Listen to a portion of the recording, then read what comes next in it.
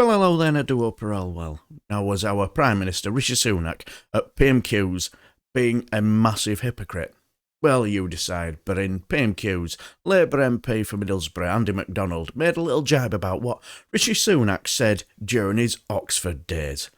Then went on the warpath about working class people withdrawing their labour to fight for a fair day's pay and about those on non-dom status.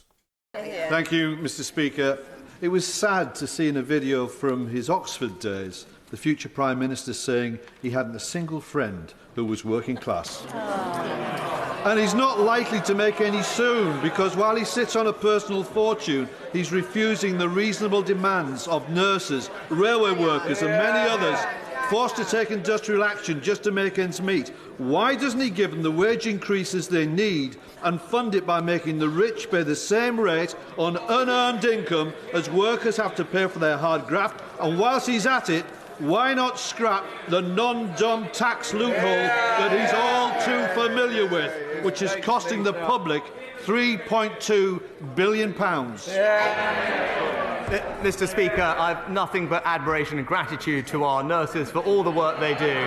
But Mr. Speaker, Mr. Speaker, it is simply unreasonable and unaffordable to have a 19% pay rise. Now, if that's what the honourable gentleman thinks is, I'm sure the Labour Party can explain to us how they would pay for that and the impact it would have on inflation. But I tell you this, Mr. Speaker, if he really wants to support working people, maybe he should get off the picket line and end the strikes.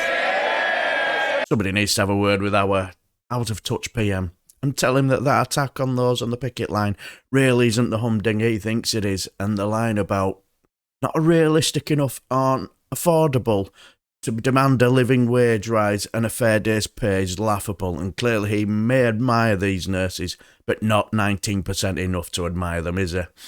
But don't worry though, if all else fails, if things get desperate, they can always accuse him of being on the side of Vladimir Putin. But doesn't he realise what he's saying, or is he just that thick? Yeah, what a hypocrite. But anyway, what do you guys think?